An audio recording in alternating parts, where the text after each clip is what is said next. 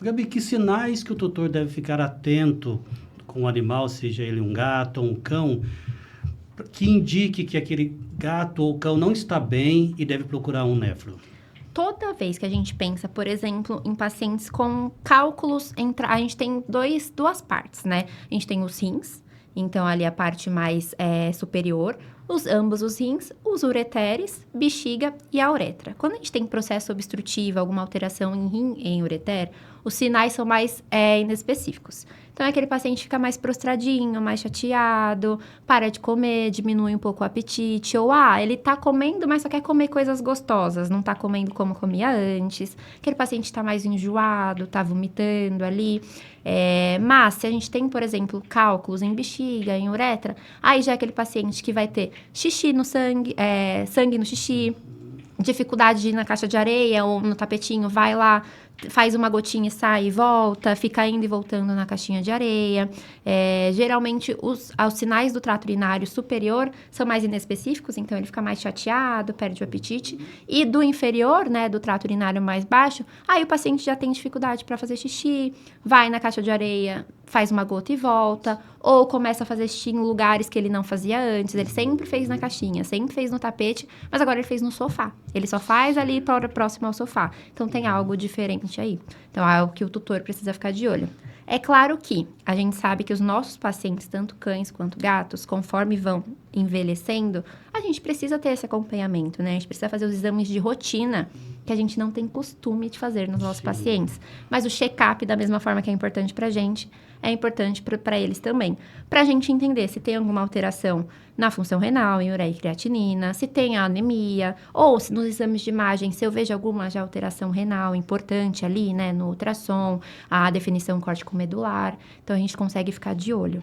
A medicina preventiva, então, é sempre mais importante. Com certeza, não tem como. A preventiva é a melhor, porque a gente já pega no início ou antes de começar e consegue tratar. O paciente não chega debilitado pra gente.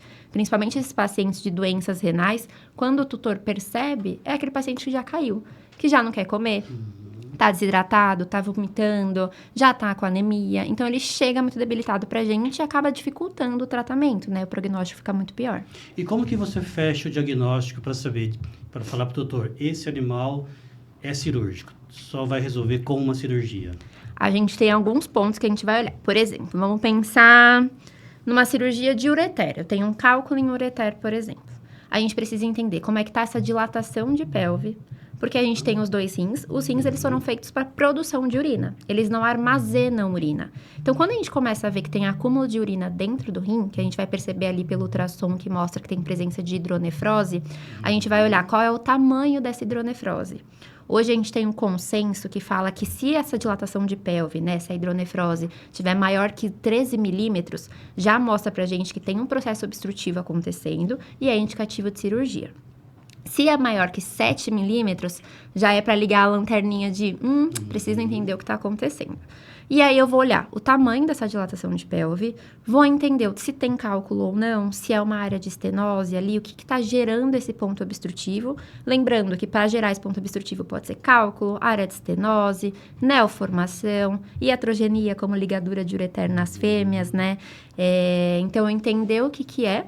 Entender como é que está essa minha função renal desse paciente, então como está a ureia, como está a creatinina, como que está o fósforo, para aí eu conseguir falar para o tutor, olha, é um cálculo muito grande, esse cálculo não vai migrar para a bexiga sozinho, tá gerando uma lesão renal, ou seja, tá gerando uma hidronefrose, que tá gerando uma compressão desse parênquima renal, então a gente tem que pensar em cirurgia. E aí eu acabo explicando qual vai ser a técnica escolhida, tudo dependendo da quantidade de cálculos, localização desses cálculos e por aí vai. Mas eu acho que o mais importante é a gente olhar todo o histórico e todos os exames. Às vezes, no começo, a gente tá meio afobado, ainda mais quem gosta de cirurgia, quer operar. Se eu gosto, eu quero operar.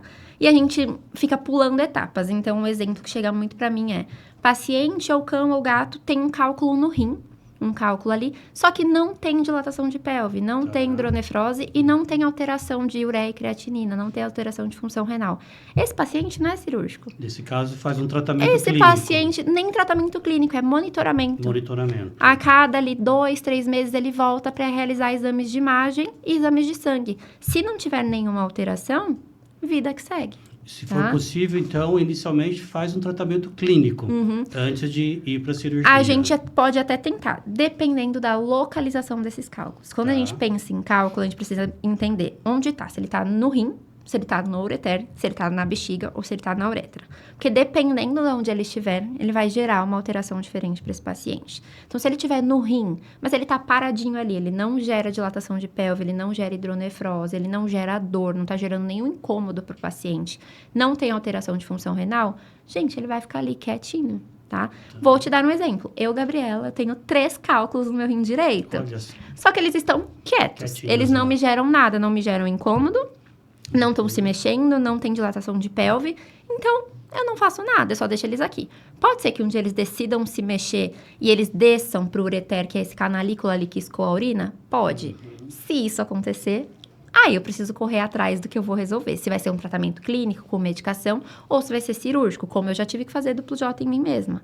Mas a gente vai acompanhando.